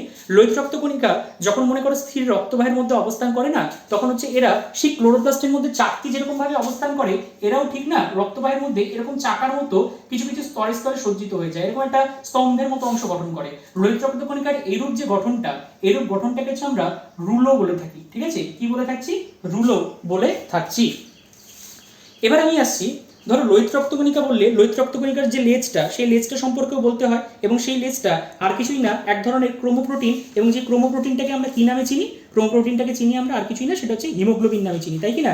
হিমোগ্লোবিন কি? হিমোগ্লোবিন হচ্ছে লৌহ গঠিত এক ধরনের ক্রোমোপ্রোটিন, মানে হচ্ছে এদিক থেকে লোহা গঠিত এক ধরনের ক্রোমোপ্রোটিন, যেটা কি কাজ করে, যেটা কি না হচ্ছে কোষে কোষে শ্বাসবায়ু পরিবহনের ক্ষেত্রে যথেষ্টভাবে সাহায্য করে। হিমোগ্লোবিনকে আমরা সাধারণত এইচবি এই চিহ্নটার মাধ্যমে ডিনোট করে থাকি। এইচবি এই চিহ্নটার মাধ্যমে আমরা হিমোগ্লোবিনকে মূলত ডিনোট করে থাকি। হিমোগ্লোবিনের নর্মাল মান কত থাকে? হিমোগ্লোবিনের নর্মাল মান মনে করো প্রত্যেক 100 ml রক্তে হিমোগ্লোবিনের পরিমাণ থাকবে 14.5 গ্রামের মতো, 14.5 গ্রাম পার 100 ml of blood. 100 ml of blood, প্রতি 100 ml রক্তে হিমোগ্লোবিনের নর্মাল পরিমাণটা থাকবে 14.5 গ্রামের মতো। এটা যদি মহিলাদের ক্ষেত্রে হয় তাহলে 13.5 গ্রামের মতো হয়ে থাকবে। হিমোগ্লোবিনটাকে এস্টিমেট করার জন্য যে যন্ত্রটা ল্যাবরেটরির মধ্যে ইউজ করা হয় সেটাকে আমরা হিমোগ্লোবিনোমিটার বলে থাকি, হিমোগ্লোবিনোমিটার বলে থাকছি। আর হিমোগ্লোবিন, এই হিমোগ্লোবিনের যদি আমরা উপাদান বলে চিন্তা করি তাহলে এই হিমোগ্লোবিনের দুটো পার্ট থাকবে। একটা হচ্ছে হিম পার্ট। হিমোগ্লোবিন এই টার্মটা ধরো এই যে হিমোগ্লোবিন, HAEMO, হিমোগ্লোবিন, এই পার্টটাকে যদি আমরা ভাগি তাহলে এখানে কি পাবো? আমরা দুটো ওয়ার্ড পাচ্ছি, একটা পাচ্ছি আমরা হিম টার্ম, আরেকটা হচ্ছে আমরা পাচ্ছি কি না গ্লোবিন টার্ম, তাই তো? গ্লোবিন মানে এটা হচ্ছে related to one particular type of protein, আর এদিক থেকে হিম যেটা থাকবে সেটা হচ্ছে আয়রন কন্টেনিং একটা পার্ট, আয়রন কন্টেনিং বা লোহাযুক্ত হচ্ছে একটা পার্ট, ঠিক আছে? ওই জন্য এই টার্মটা হয়ে যাচ্ছে কি তোমার হিমোগ্লোবিন। এবার মনে রাখবে হিমোগ্লোবিন যখন হচ্ছে মনে করো অক্সিজেনের সাথে বাইন্ড করে HbO2 এই ফর্মটা যখন গঠন করে তখন সেটাকে হচ্ছে আমরা বলে থাকবো অক্সি হিমোগ্লোবিন। আর যদি এটা কার্বন ডাই অক্সাইডের সাথে বাইন্ড করে Hb প্লাস CO2 তাহলে হচ্ছে HbCO2 আমরা বলতে পারি। তাহলে এটাকে হচ্ছে আমরা কি বলবো? কার্বামিনো হিমোগ্লোবিন বলে থাকবো, ঠিক আছে? এরকম ভাবে অনেক কম্পাউন্ডের সাথে হিমোগ্লোবিনটা মূলত বাইন্ড করতে পারে, অনেক কম্পাউন্ডের সাথে হিমোগ্লোবিনটা বাইন্ড করতে পারবে, ঠিক আছে? আচ্ছা, আর হিমোগ্লোবিনের যদি আমরা কাজ বলি তাহলে তো মেন কাজ যে সাধারণত কোষে কোষে শ্বাসবায়ু পরিবহন করাটাই এর মেন কাজ। এইটাই বলবে আর কি বেসিক্যালি। আচ্ছা, হিমোগ্লোবিনের যে গ্লোবিন পোর্শনটা বা হচ্ছে এই যে প্রোটিনটা, এই প্রোটিনটা মনে রাখবে মূলত হচ্ছে বা হিমোগ্লোবিনটাই মূলত হচ্ছে 4টা পলিপেপটাইড চেইন দ্বারা তৈরি হয়। 4টা পলিপেপটাইড মানে হিমোগ্লোবিন তৈরি হয় অ্যাকচুয়ালি 4টা পলিপেপটাইড চেইন দ্বারা। এর মধ্যে থাকে দুটো আলফা পলিপেপটাইড অর্থাৎ আলফা 1 আলফা 2 আর দুটো বিটা পলিপেপটাইড বিটা 1 আর বিটা 2। এই 4টা পলিপেপটাইড চেইন দিয়ে, পলিপেপটাইড চেইন মানে প্রোটিনের ফোল্ডেড ফরমেশন, তাই তো? তো সেই পলিপেপটাইড চেইন দিয়ে মূলত হিমোগ্লোবিনটা তৈরি হয়। তো এরকমের 4টা পলিপেপটাইড থাকবে, দুটো আলফা পলিপেপটাইড আর দিক থেকে হচ্ছে দুটো বিটা পলিপেপটাইড। এই নিয়ে ওভারঅল তোমার হচ্ছে ম্যাচিওর হিমোগ্লোবিন যেটা, সেই হিমোগ্লোবিনটা তৈরি হয় এবং সেই হিমোগ্লোবিনকে আমরা হিমোগ্লোবিন এ বলে থাকি। হিমোগ্লোবিনের আরো অনেক ফরমেশন থাকে, যেমন কোনোটা হয় তোমার ধর হচ্ছে হিমোগ্লোবিন A2 বলতে পারি, আবার হিমোগ্লোবিন Fও হয়, ঠিক আছে? তো এগুলো পরে যখন হচ্ছে একটু তোমরা বড় হবে তখন এই জিনিসটা নিয়ে জানতে পারবে। এদের স্ট্রাকচারাল কম্পোজিশনের উপরে কিছু কিছু ভ্যারি করে, যার জন্য এদেরকে এরকম টার্মিনোলজিগুলো দেওয়া হয়ে থাকে, ঠিক আছে? আচ্ছা, এই গেল হচ্ছে হিমোগ্লোবিন, আর এই গেল হচ্ছে ওভারঅল আমাদের আরবিসি, ঠিক আছে? আশা করি আরবিসি নিয়ে কোনো তোমাদের সমস্যা নেই। যদি কোনো সমস্যা থাকে অবশ্যই তোমরা কমেন্ট সেকশনে আমাকে জানাবে, ঠিক আছে? নেক্সট আমরা চলে আসছি, দেখো ডাব্লিউবিসি বা যেটাকে আমরা হোয়াইট ব্লাড সেল বলবো। এবং সেই হোয়াইট ব্লাড সেলটা দেখতে কিরকম হবে? হোয়াইট ব্লাড সেলটা দেখতে হবে হচ্ছে বেসিক্যালি তোমার নিউক্লিয়াস যুক্ত এবং এর নির্দিষ্ট কোনো শেপ থাকবে না, তাও আমরা এটাকে গোলাকার হিসেবে কম্পেয়ার করতে পারি। হোয়াইট ব্লাড সেল বা ডাব্লিউবিসি সেটা হচ্ছে নির্দিষ্ট কোনো শেপ থাকবে না, তার সত্ত্বেও হচ্ছে এটাকে আমরা মোটামুটি গোলাকার এবং নিউক্লিয়াস যুক্ত অবস্থান বলে চিহ্নিতকরণ করতে পারি, ঠিক আছে? এবার ফার্স্টে আমি আসছি ডাব্লিউবিসি। এই ডাব্লিউবিসিকে আমরা কি বললাম? দুটো ভাগে ভাগ করা যায়, একটা হচ্ছে তোমার দানাদার, আরেকটাকে বলে থাকতে পারি আমরা দানাবিহীন। তার আগে মনে রাখো যে এই ডাব্লিউবিসির ওভারঅল মান কত? ডাব্লিউবিসির ওভারঅল মান হচ্ছে প্রতি 100 ml রক্তে, প্রতি 100 ml রক্ত বলবো না, ধরো প্রতি মাইক্রোমিলিটার রক্তে, পার মাইক্রোলিটার রক্তে এই যে ডাব্লিউবিসির যে নর্মাল পরিমাণটা সেটা হচ্ছে 6000 থেকে 8000 পর্যন্ত হয়ে থাকে। তাহলে 6000 থেকে 8000 পার মাইক্রোলিটার ব্লাড, এটা হচ্ছে নর্মালি তোমার ডাব্লিউবিসি এর হচ্ছে কন্টেন্টটা বা ডাব্লিউবিসি এর পরিমাণটা, বুঝতে পেরেছো? আচ্ছা, এটাকে আমরা দুটো ভাগে ভাগ করতে পারছি, একটা দানাদার আর একটা হচ্ছে দানাবিহীন। আচ্ছা, এবার দানাদার আর দানাবিহীন যদি বলি তাহলে হচ্ছে এক এক করে আসা যাক যে তাদের প্রত্যেকটা স্ট্রাকচার যদি তুমি জানো তাহলে হচ্ছে ওভারঅল তুমি এদের কাজগুলো জানতে পারবে, ঠিক আছে? যেমন আমি আসছি কি দানাদারগুলো। দানাদারের মধ্যে আমাদের কি কি থাকছে? দানাদার বা গ্রানুলোসাইট, সেগুলোর মধ্যে আমাদের কি কি থাকছে? সেগুলোর মধ্যে থাকছে হচ্ছে নিউট্রোফিল, ইওসিনোফিল, বেসোফিল, তাই কি না? নিউট্রোফিল, এদের যদি আমরা স্ট্রাকচারটা কি, ধরো আমি আগে গোল করে নিচ্ছি, এটা হচ্ছে নিউট্রোফিল, এটা ইওসিনোফিল, এটা হচ্ছে ধরো বেসোফিল। নিউট্রোফিলটা যদি হয় তাহলে নিউট্রোফিলটা দেখতে কিরকম হবে? এগুলো হচ্ছে অনেকগুলো লোবড যুক্ত হবে, ঠিক আছে? এটা হচ্ছে ওভারঅল নিউট্রোফিলের স্ট্রাকচার, আমরা বলতে পারি নিউট্রোফিল। ইওসিনোফিলের স্ট্রাকচার হচ্ছে অলমোস্ট একটা, মনে হচ্ছে যেন হেডফোনের মতো কিছু একটা নিউক্লিয়াস এই জায়গাটার মধ্যে ঢুকছে, এটা হচ্ছে ইওসিনোফিল। আর বেসোফিলের স্ট্রাকচারটা এটা বলা যেতে পারে লোববিহীন বা প্রায় বলা যেতে পারে হচ্ছে তোমার কিডনি শেপ নিউক্লিয়াস এদের মধ্যে অবস্থান করবে। Neutrophil, eosinophil, basophil. এবারে নেক্সট আসবে হচ্ছে আমাদের লিম্ফোসাইট। এটা আসবে মনে করো আমি এখানে গ্রিন কালার দিয়ে এটাকে ড্র করি যাতে তোমরা আলাদাভাবে ডিস্টিংগুইশ করতে পারো। এটা হচ্ছে একটা গোল করে দিলাম আর এদিকে এটা হচ্ছে আরেকটা গোল করে দিলাম। তাহলে এখানে হচ্ছে আমাদের দুটো করেসপন্ডিং স্ট্রাকচার আসবে। একটা হচ্ছে লিম্ফোসাইট, যে লিম্ফোসাইটের আকৃতি কোয়াইট এরকম, মানে কিডনি শেপটা একটু বড় হয়ে গেছে। আর মনোসাইট যদি বলি তাহলে মনোসাইটটাও সাধারণত এরকম ভাবেই থাকে, এরকম ভাবেই থাকে ধরো মনোসাইটটাও, ঠিক আছে। আচ্ছা, এটাকে ধরো হচ্ছে আমি এরকম ডট ডট দিয়ে দিচ্ছি, এটাকে হচ্ছে একটু ডট ডট আমি দিয়ে দিলাম। তোমরা আলাদা করে তাহলে চিনতে পারবে এইগুলো হচ্ছে দানাদার আর এগুলো হচ্ছে দানাবিহীন শ্বেতরক্তকণিকা। তাহলে এই শ্বেতরক্তকণিকার যদি আমরা এক এক করে নাম বলি, দিস ইজ দ্য নিউট্রোফিল, এটা হচ্ছে ইওসিনোফিল, এটা হচ্ছে বেসোফিল, এটা হচ্ছে লিম্ফোসাইট, এটা হয়ে যাচ্ছে তোমার মনোসাইট। বুঝতে পেরেছো? এইভাবে হচ্ছে এটাকে আন্ডার মাইক্রোস্কোপের তলায় এদের নিউক্লিয়াসের যে শেপটা, সেই নিউক্লিয়াসের শেপ দেখে এদেরকে আমরা আলটিমেটলি আইডেন্টিফাই করে থাকি, ঠিক আছে। আচ্ছা, এক এক করে আসা যাক। তাহলে নিউট্রোফিল, নিউট্রোফিলের কাজ কি? নিউট্রোফিলের কাজ হচ্ছে আগ্রাসন পদ্ধতি, যেটাকে আমরা ফ্যাগোসাইটোসিস পদ্ধতি বলে থাকি। ফ্যাগোসাইটোসিস পদ্ধতি বলতে ধর হচ্ছে কোন একটা এরকম ফরেন পার্টিকেল রয়েছে, কোন একটা ফরেন পার্টিকেল, সেই ধর হচ্ছে এটা কোন একটা ফরেন পার্টিকেল, এবার এটাকে হচ্ছে এনগালফ করার প্রয়োজন হচ্ছে। তখন নিউট্রোফিল কি করবে? নিউট্রোফিল এইভাবে তার সিউডোপোডিয়ার মতো অংশ সৃষ্টি করবে এবং এটাকে আলটিমেটলি ভেতরের দিকে ক্যাপচার করে নেবে। বুঝতে পেরেছো? ক্যাপচার করে আলটিমেটলি এটাকে বাস্ট করে দেবে। তাহলে এটাকে আমরা কি বলে দেখবো? এটা হচ্ছে আগ্রাসন পদ্ধতি বা ফ্যাগোসাইটোসিস পদ্ধতি। তো সেই ফ্যাগোসাইটোসিস পদ্ধতিতে রোগ জীবাণু ধ্বংস করা নিউট্রোফিলের প্রধান কাজ। নেক্সট আমরা ইওসিনোফিল। ইওসিনোফিল হচ্ছে সাধারণত আমরা বলতে পারি হিস্টামিন নিঃসরণ করে। ইওসিনোফিল সাধারণত হিস্টামিন নিঃসরণ করে অ্যালার্জি প্রতিরোধ করে। এবার এই দিক থেকে আমরা বেসোফিল যদি বলে থাকি, তাহলে বেসোফিল হচ্ছে বেসিক্যালি মনে রাখবে হেপারিন নিঃসরণ করে রক্তবাহীর যেটা হচ্ছে রক্ততঞ্চন, সেই রক্ততঞ্চনটাকে অনেকাংশে প্রশমিত করে বা নিউট্রাল করে দেয়, ঠিক আছে, বা হতে দেয় না, প্রতিরোধ করে, ঠিক আছে। হেপারিন থাকে তাই জন্য, ঠিক আছে, হেপারিন থাকে। এবার এদিক থেকে আমরা লিম্ফোসাইট যদি বলি, তাহলে লিম্ফোসাইট এরা মেনলি অ্যান্টিবডি সৃষ্টি করে। এদেরকে আমি আবার বললাম দু ধরনের হয়। যখন তোমরা হচ্ছে ইমিউনোলজি বা অনাক্রমতা তন্ত্র নিয়ে জানবে, সেই অনাক্রমতা তন্ত্রের সময় তোমাদের এটা হচ্ছে ক্লিয়ার হবে, ঠিক আছে। মনে রাখবে আমি বেসিক্যালি দু ধরনের লিম্ফোসাইট হয়, একটা হচ্ছে টি লিম্ফোসাইট বা টি সেল, আর একটা হচ্ছে বি লিম্ফোসাইট বা বি সেল। টি লিম্ফোসাইট যেটা থাকে সেটা হচ্ছে বেসিক্যালি কোষভিত্তিক অনাক্রমতা আর জন্য হচ্ছে দায়ী থাকে বা কোষভিত্তিক অনাক্রমতা এটাকে মেনটেন করে। আর যেটা হচ্ছে বি লিম্ফোসাইট, সেই বি লিম্ফোসাইট হচ্ছে বেসিক্যালি রসভিত্তিক অনাক্রমতার জন্য হচ্ছে এটা নিয়ন্ত্রণে সাহায্য করে। বুঝতে পেরেছো? তাহলে অ্যান্টিবডি এরা বেসিক্যালি কি করবে? অ্যান্টিবডি সৃষ্টি করবে এবং সেই অ্যান্টিবডি সৃষ্টির মাধ্যমে দেহে রোগ প্রতিরোধ ক্ষমতা গড়ে তুলতে সাহায্য করবে। আমরা যখন যে ভ্যাকসিনেশনটা যখন ইউজ করি, সেই ভ্যাকসিনেশনটাও সাধারণত এদের উপরে অনেকাংশে ডিপেন্ডেন্ট থাকবে। অর্থাৎ এরাই যে সমস্ত অ্যান্টিবডি মিডিয়েটেড সেলগুলো তৈরি করবে, যেগুলোকে আমরা মেমোরি সেল বলবো, সেই মেমোরি সেলগুলোই ওই ফার্দার অ্যান্টিজেন সম্পর্কে একটা হচ্ছে তোমার মেমোরি নিয়ে আলটিমেটলি রক্তের মধ্যে ডিসাইড করবে। ফার্দার যদি হচ্ছে কোনো ধরনের কোনো কোষ বলো বা কোনো ধরনের সেম যে অর্গানিজম বা সেম মাইক্রোবসটা যদি শরীরের মধ্যে অ্যাটাক করে, তাহলে সেটার বিরুদ্ধে প্রোটেক্টিভ ব্যবস্থা সেল অলরেডি নিতে পারবে। সেটাকে আমরা বলে থাকবো তাহলে অ্যান্টিবডি সৃষ্টির মাধ্যমে রোগ জীবাণু ধ্বংস করার ক্ষেত্রে মেন ভূমিকা পালন করছে কে না? লিম্ফোসাইট। আর তারপরে যেটা থাকলো, তারপরে সেটা হচ্ছে তোমার মনোসাইট আর নিউট্রোফিলের কাজটা অলমোস্ট সিমিলার। এ আর এর কাজটা অলমোস্ট সিমিলার। অর্থাৎ এটা কি করবে? সে আগ্রাসন পদ্ধতি অর্থাৎ ফ্যাগোসাইটোসিস পদ্ধতিতে রোগ জীবাণু ধ্বংস করাই এদের প্রধান কাজ। ফ্যাগোসাইটোসিস পদ্ধতিতে রোগ জীবাণু ধ্বংস করাই এদের প্রধান কাজ, ঠিক আছে। তাহলে এই গেল নিউট্রোফিল, ইওসিনোফিল, বেসোফিল, আর এদিক থেকে গেল লিম্ফোসাইট আর মনোসাইট, ঠিক আছে। এই 5 ধরনের শ্বেতরক্তকণিকাগুলোর কাজ তোমাদেরকে খুব ভালো মতোভাবে করতে হবে, ঠিক আছে। এদের মধ্যে মনে রাখবে অলমোস্ট সবচেয়ে বেশি পরিমাণে থাকে হচ্ছে তোমার এই নিউট্রোফিলটাই সাধারণত বেশি পরিমাণে অবস্থান করে থাকে, ঠিক আছে।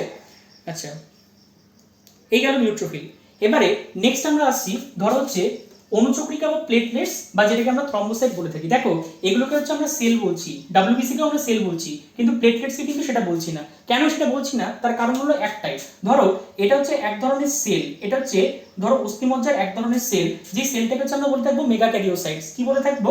এর নাম হচ্ছে মেগা ক্যারিওসাইট। এই মেগা ক্যারিওসাইট থেকে আলটিমেটলি এদের যে ক্ষণপথগুলো থাকবে, সেই ক্ষণপথগুলো মনে করো বিশ্লিষ্ট হয়ে গিয়ে প্লেটলেটস বা অনুচক্রিকাগুলো সৃষ্টি হচ্ছে। তাই জন্য এদেরকে আমরা আলাদা করে কোনো সেল বলছি না, এদেরকে হচ্ছে আমরা বলে থাকবো প্লেটলেটস। মানে কি হয়, জাস্ট তুমি এইভাবে চিন্তা করো, উপরের যে একটা প্লেট রয়েছে সেই প্লেটটাকে জাস্ট আমি উপর থেকে নিচের দিকে ফেলে দিলাম। যদি নিচের দিকে ফেলে দিই তাহলে সেই প্লেটটা অনেক ক্ষুদ্র ক্ষুদ্র খণ্ডের মধ্যে বিভক্ত হয়ে যাবে। তাহলে সেই ক্ষুদ্র ক্ষুদ্র খণ্ডগুলোই হলো এক একটা কি না আর তোমার হচ্ছে অণুচক্রিকা। অর্থাৎ কি হলো না, ধরো হচ্ছে এটা কোনো একটা সেল, ওই যে যেই সেলটা নিয়ে আমি বলছি সেই সেলটাই হচ্ছে মেগাক্যারিওসাইটস, এবং সেই মেগাক্যারিওসাইট থেকে এই সমস্ত সেলগুলোর সৃষ্টি হচ্ছে বা এই সমস্ত পার্টিকেলসগুলোর সৃষ্টি হচ্ছে, তাই জন্য এটাকে আমরা অণুচক্রিকা প্লেটলেটস বলে থাকছি। ঠিক আছে, ওই জন্য এটাকে ডাইরেক্ট কোনো সেল বলছি না, সম্পূর্ণ কোষ আমি এটাকে বলছি না। আচ্ছা, মনে রাখবে এই যে অণুচক্রিকার যেটা সংখ্যায়, অণুচক্রিকার সংখ্যায় থাকবে প্রায় হচ্ছে 2 লাখ 2.5 লাখ থেকে হচ্ছে 5 লাখের মতো সংখ্যায় থাকবে। ঠিক আছে, প্রতি মাইক্রোলিটার রক্তে এদের সংখ্যা থাকবে প্রায় 2.5 লাখ থেকে 5 লাখের মতো। আর এই যে অণুচক্রিকা, সেই অণুচক্রিকা হচ্ছে মোটামুটি ধরো 1 থেকে 15 দিন পর্যন্ত এরা হচ্ছে বাঁচতে পারে। যেখানে হচ্ছে ডাব্লিউবিসি বাঁচতে পারে হচ্ছে তোমার ধরো 6 থেকে 8 দিনের মতো, আর এখানে আরবিসি সেখানে বাঁচতে পারে অনেকটা বেশি। এদের লাইফটা হচ্ছে অনেকটা মানে লাইফ স্প্যানটা অনেকটা বড়, সেটা হচ্ছে প্রায় 120 দিনের মতো। বুঝতে পেরেছো? তাহলে এগুলো গেল তোমার হচ্ছে এই সেলগুলো সম্পর্কে। আর এটা যেটা আমরা আসবো অণুচক্রিকা, অণুচক্রিকা মেইনলি বিভিন্ন উৎসেচকগুলো কন্টেইন করে, যেমন টিস্যু থ্রম্বোপ্লাস্টিন আমরা বলে থাকি, থ্রম্বোপ্লাস্টিন। সেই থ্রম্বোপ্লাস্টিন উৎসেচক কন্টেইন করার জন্য এরা আলটিমেটলি কি করবে, এরা হচ্ছে রক্ততঞ্চনে ভীষণভাবে সাহায্য করে। ঠিক আছে, রক্ততঞ্চনে ভীষণভাবে সাহায্য করে থাকে। তাহলে এগুলো গেল হচ্ছে রক্তকণিকার কাজ। কেমন? তাহলে এটা গেল আমাদের ওভারঅল ব্লাডের যে বিভিন্ন কম্পোনেন্টস, সেই কম্পোনেন্টসগুলো নিয়ে আমি এক এক করে আলোচনা করলাম। এবার আমি আরেকটা খুব ইম্পর্টেন্ট, আচ্ছা তোমাদেরকে কতগুলো কথার টার্মিনোলজি আমি বলে দিই। যেমন ধরো আরবিসির পরিমাণ যদি অধিক হয়ে যায়, আরবিসির পরিমাণটা ব্লাডের মধ্যে হচ্ছে আমাদের আরবিসির পরিমাণটা যদি বেশি হয়, তখন সেই রোগটাকে আমরা বলে থাকবো পলিসাইথিমিয়া। পলিসাইথিমিয়া আমরা বলে থাকি। ব্লাডের মধ্যে আরবিসির কন্টেন্টটা যদি বেশি হয়ে থাকে তখন সেটাকে হচ্ছে আমরা পলিসাইথিমিয়া বলে থাকি। আর যদি আরবিসির পরিমাণটা যদি অনেক কম থাকে, আমি এই চিহ্নটা দেবো মানে মনে রাখবে বেশি, এই চিহ্নটা যদি দিই তাহলে মনে রাখবে কম।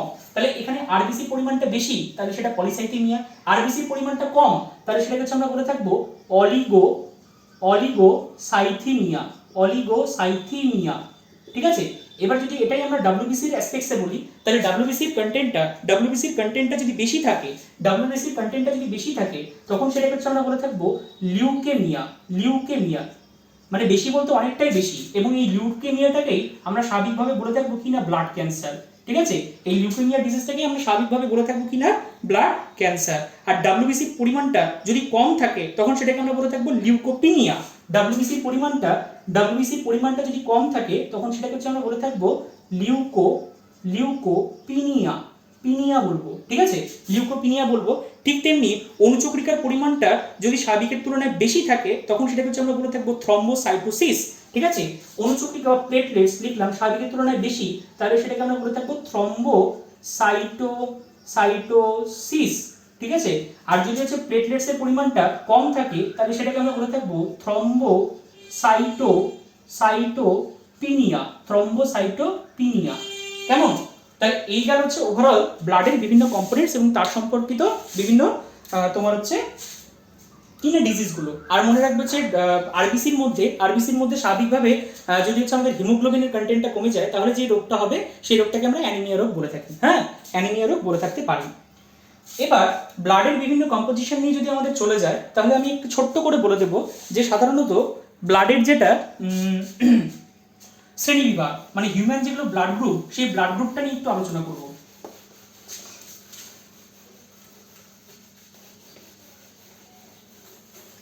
মুছে দিলাম। দেখো তোমরা প্রায়শই শুনে এসছো যে কারোর ব্লাড গ্রুপ হয়তো এ, কারোর ব্লাড গ্রুপ হয়তো বি, কারোর ব্লাড গ্রুপ হয়তো এ বি। এই সমস্ত জিনিসগুলো কেন হচ্ছে? কারোর ব্লাড গ্রুপ আমি কি বললাম এ, কারোর ব্লাড গ্রুপ বললাম হচ্ছে আমি এ বি, কারোর ব্লাড গ্রুপ বললাম হচ্ছে আমি বি, কারোর ব্লাড গ্রুপ বললাম আমি ও। এই যে এগুলো ব্লাড গ্রুপগুলো, এই ব্লাড গ্রুপগুলো কেন হচ্ছে, কিসের ভিত্তিতে হচ্ছে, সেই জিনিসগুলো নিয়ে আমরা জানবো। ঠিক আছে তো? আচ্ছা, মনে রাখবে 1909 সালে দুজন চিকিৎসা বিজ্ঞানী ছিলেন। একজনের নাম ছিল হচ্ছে কার্ল স্টেইনার, এবং তারই আরেকজনকে নিয়ে তিনি কাজ করেছিলেন যার নাম বলা যায় উইনার। ঠিক আছে তো? কার্ল স্টেইনার এবং উইনারের যৌথ উদ্যোগে সাধারণত এই যে ব্লাডের যে বিভিন্ন গ্রুপিংটা, সেই গ্রুপিংগুলো করা হয়েছিল। যদিও কার্ল স্টেইনার হচ্ছে মেইনলি এই গ্রুপিং এর ক্ষেত্রে কার্যকারী ছিলেন। কিসের ভিত্তিতে না, দেখো আমাদের যে আরবিসি বা লোহিত রক্তকণিকা, সেই লোহিত রক্তকণিকার মধ্যে এক ধরনের অ্যাগ্লুটিনোজেন প্রেজেন্ট থাকে, এবং সেই অ্যাগ্লুটিনোজেনটাকে কি, অ্যাগ্লুটিনোজেনটা হচ্ছে প্রকৃতপক্ষে মিউকোপলিস্যাকারাইড জাতীয় এক ধরনের পদার্থ। কি বললাম?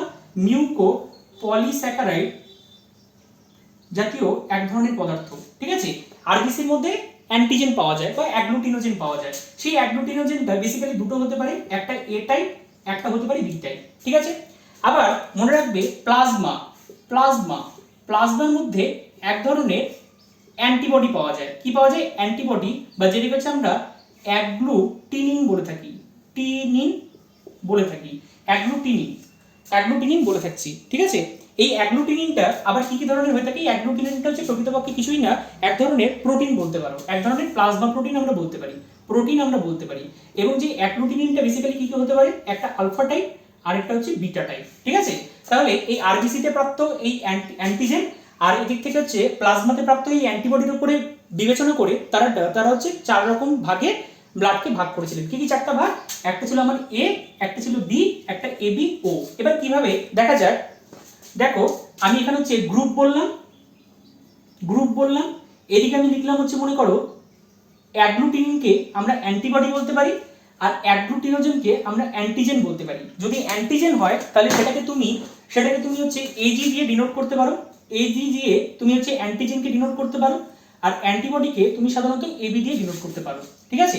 এবার মনে করো কারোর রক্তে দেখা গেল অ্যান্টিজেনটা আছে হচ্ছে এ টাইপ আর অ্যান্টিবডি আছে ধরো মনে করো হচ্ছে বিটা টাইপ, তাহলে তার যে ব্লাড গ্রুপটা হবে সেই ব্লাড গ্রুপটা হবে হচ্ছে তোমার এ। বুঝতে পেরেছো? এবার কারোর রক্তে যদি হচ্ছে মনে করো অ্যান্টিজেনটা থাকে হচ্ছে বি টাইপ আর অ্যান্টিবডিটা থাকে হচ্ছে আলফা টাইপ, তাহলে আলফা টাইপ হলে তার ব্লাড গ্রুপটা হবে বেসিক্যালি বি। কারোর অ্যান্টিজেন যদি এ আর বি দুটোই থাকে এবং তার যদি কোনো অ্যান্টিবডি প্রেজেন্ট না থাকে তখন সেটাকে হচ্ছে আমরা সেই ব্লাড গ্রুপটাকে হয়ে যাবে গিয়ে তোমার এবি।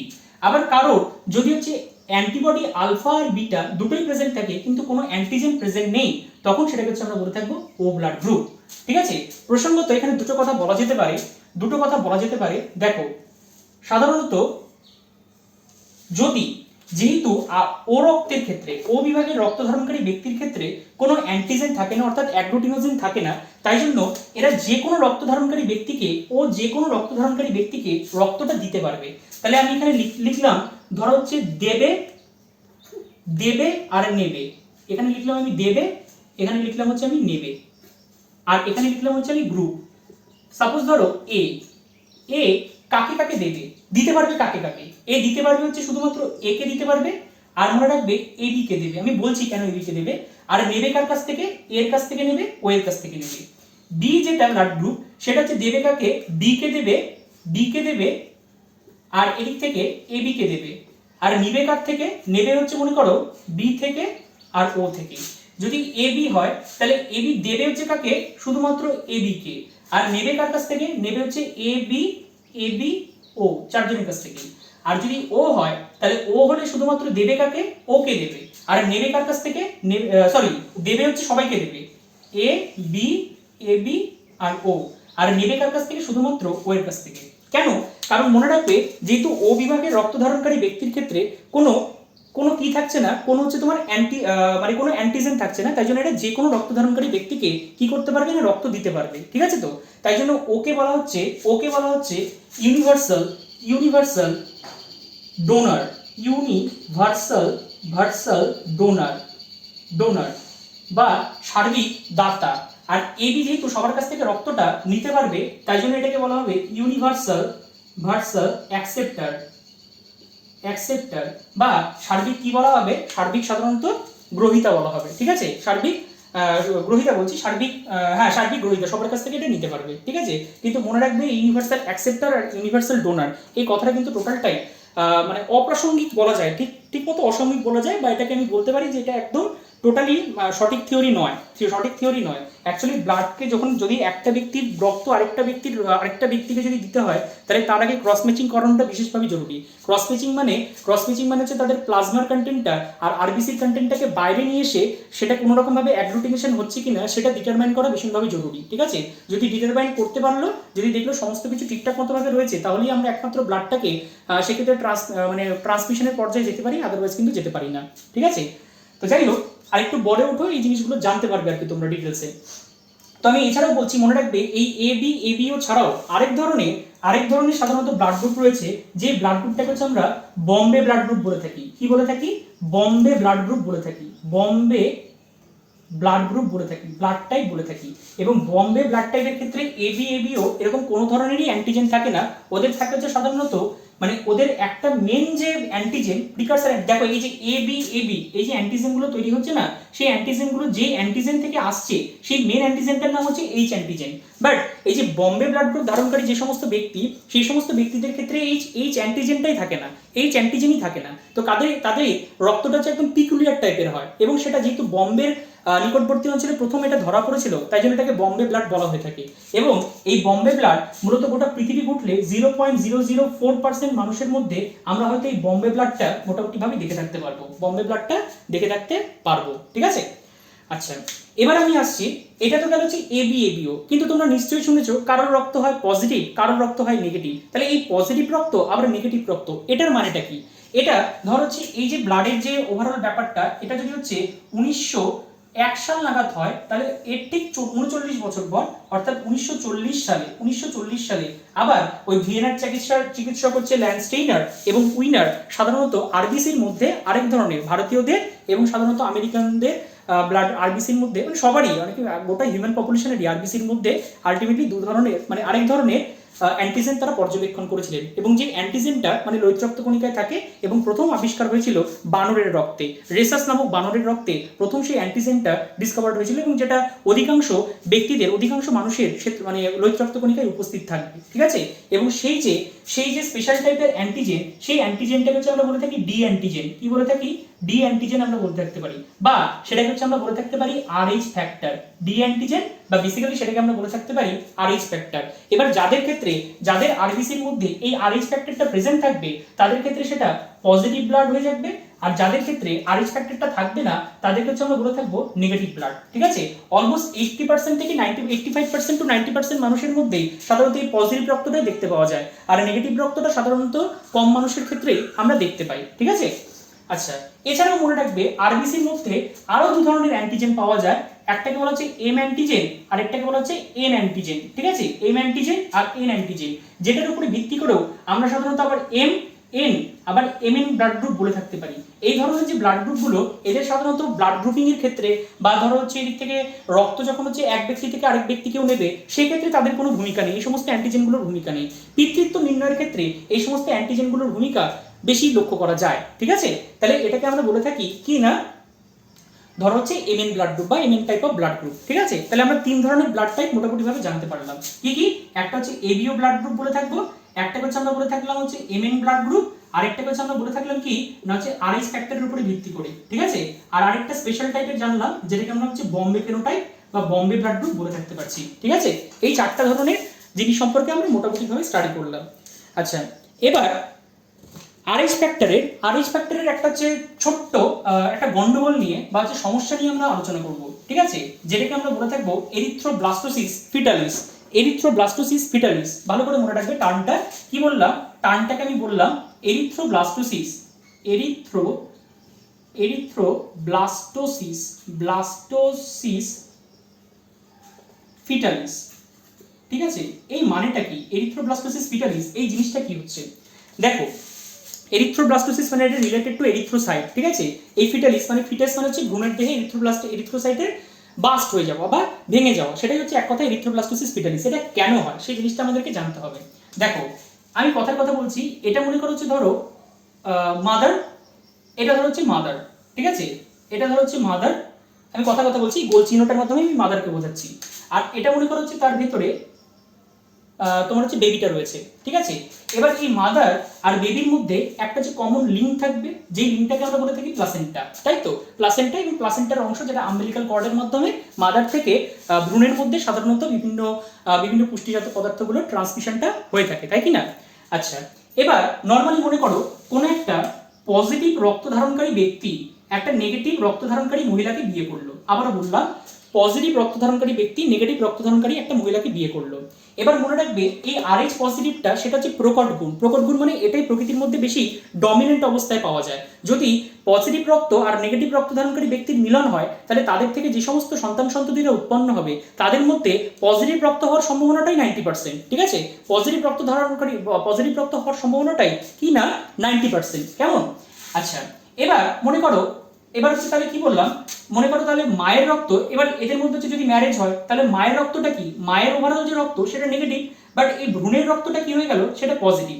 এবার ফার্স্ট যখন হচ্ছে তাদের প্রেগনেন্সিটা হচ্ছে, মানে এটা হচ্ছে ফার্স্ট বেবির ক্ষেত্রে ধরো যে প্রেগনেন্সিটা হলো, এই প্রেগনেন্সির ক্ষেত্রে কি হবে, ধরো এই মায়ের যে মানে ভ্রূণের যে পজিটিভ রক্তটা সেটা হচ্ছে প্লাসেন্টার মধ্যে দিয়ে ধীরে ধীরে মায়ের রক্তে প্রবেশ করে, মায়ের রক্তে প্রবেশ করে। এবার এই যে আরএইচ ফ্যাক্টরটা বা এই যে রক্তটা, এই রক্তটার মধ্যে যেহেতু ডি অ্যান্টিজেনটা প্রেজেন্ট রয়েছে, সেই ডি অ্যান্টিজেনটা মায়ের রক্তের সাপেক্ষে এটা একটা ফরেন পার্টিকেল, তাই জন্য মায়ের রক্ত কি তৈরি করে, এই রক্তের বিরুদ্ধে নিজের একটা প্রোটেক্টিভ ইমিউনিটি তৈরি করে নেয়, অর্থাৎ নিজের একটা প্রোটেক্টিভ তোমার অ্যান্টিবডি তৈরি করে নেয়, ঠিক আছে। এবার ধরো ফার্স্ট বেবির ক্ষেত্রে, এক্ষেত্রে হচ্ছে বেরিয়ে গেল, সেই ফার্স্ট বেবির ক্ষেত্রে কোনো কিছু হওয়ার সম্ভাবনা থাকলো না।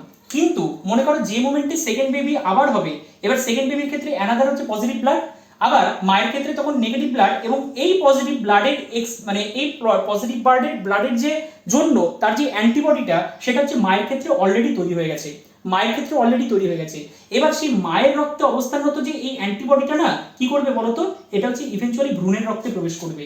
এবার যে মোমেন্টে এটা ভ্রূণের রক্তে প্রবেশ করছে, তখন ভ্রূণের যে এই লোহিত রক্তকণিকার মধ্যে যেহেতু যে অ্যান্টিজেনটা অবস্থান করছে, তাই জন্য সেই অ্যান্টিজেনটাকে সেটা বিশ্লিষ্ট করতে থাকবে, ঠিক আছে, বিশ্লিষ্ট করতে থাকবে। এবং সেই যে বেবিটা হবে, সেকেন্ড যে চাইল্ডটা হবে, সেই সেকেন্ড চাইল্ডটা হচ্ছে যথেষ্ট বা চরম রক্তাল্পতার মধ্যে দিয়ে ভুগবে, ঠিক আছে, যেহেতু তাদের আরবিসি গুলো কন্টিনিউয়াসলি বিশ্লিষ্ট হতে থাকবে, তাই জন্য তারা চরম রক্তাল্পতার মধ্যে দিয়ে ভুগবে। এবং মা সেকেন্ড যে বেবিটাকে জন্ম দেবে, সেই সেকেন্ড বেবির কিন্তু বাঁচার কোনো সম্ভাবনাই থাকবে না।